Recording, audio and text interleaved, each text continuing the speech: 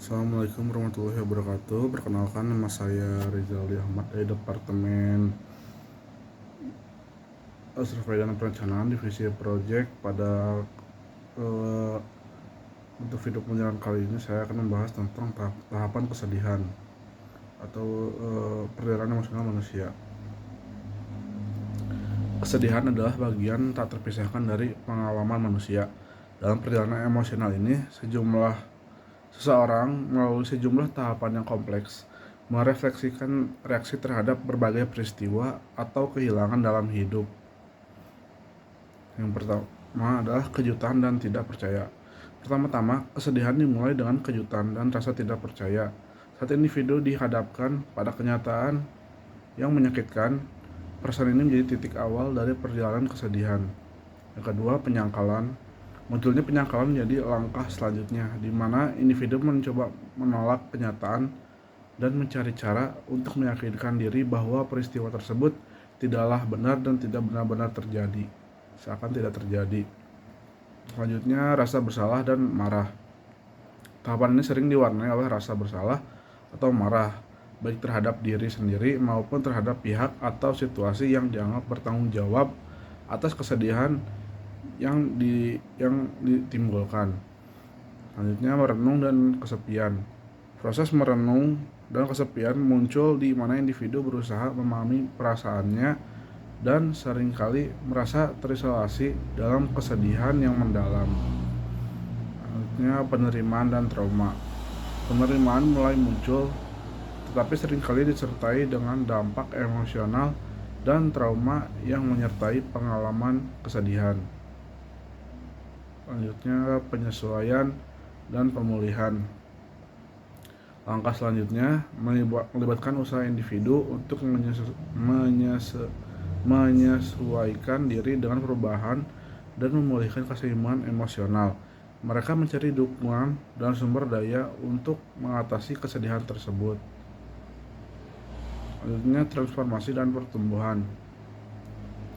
Beberapa individu mengalami tahap transformasi di mana mereka tumbuh dan berkembang sebagai individu, belajar dari pengalaman kesedihan mereka. Selanjutnya, harapan dan penerimaan. Puncak dari proses pemulihan adalah munculnya harapan dan juga penerimaan, di mana individu mulai melihat masa depan dengan lebih positif. Selanjutnya, penghargaan akan kehidupan. Kesedihan dapat membawa individu pada penghargaan yang lebih besar terhadap kehidupan dan nilai-nilai yang mungkin sebelumnya diabaikan. Selanjutnya, keterhubungan dan empati. Terakhir, seiring berjalannya waktu, individu yang mengalami kesedihan mungkin menjadi lebih terhubung dengan orang lain yang mengalami penderitaan serupa, mengembangkan empati yang mendalam. Selanjutnya, refleksi dan pembelajaran. Setelah melewati berbagai tahapan, individu cenderung melakukan refleksi mendalam atas pengalaman kesedihan yang sudah mereka alami.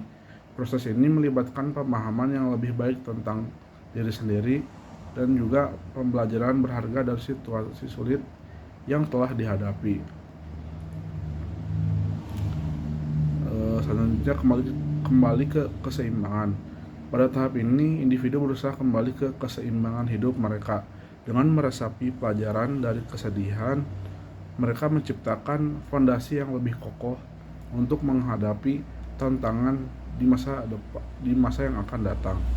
Selanjutnya, penerimaan diri dan juga kekuatan. Penerimaan diri muncul sebagai bagian integral dari proses kesembuhan. Individu mulai memahami bahwa kesedihan adalah bagian dari kehidupan, dan dengan penerimaan itu datang kekuatan untuk mengatasi cobaannya. Selanjutnya, pembangunan daya tahan emosional. Perjalanan kesedihan seringkali melibatkan pembangunan daya tahan emosional. Individu menjadi lebih tangguh dalam menghadapi stres dan cobaan, mempersiapkan diri untuk menghadapi masa depan dengan lebih baik tentunya. Selanjutnya, terakhir, menginspirasi orang lain. Beberapa orang setelah melewati kesedihan, mereka merasa didorong untuk menginspirasi orang lain. Pengalaman sulit yang mereka alami dapat menjadi sumber inspirasi bagi orang-orang di sekitar mereka yang tengah menghadapi kesulitan serupa. Penutupnya, tahapan kesedihan menciptakan narasi hidup yang kompleks dan penuh nuansa, dari kejutan awal hingga inspirasi akhir. Perjalanan ini menggambarkan kekuatan manusia untuk tumbuh, belajar, dan akhirnya menemukan makna dalam kesedihan itu.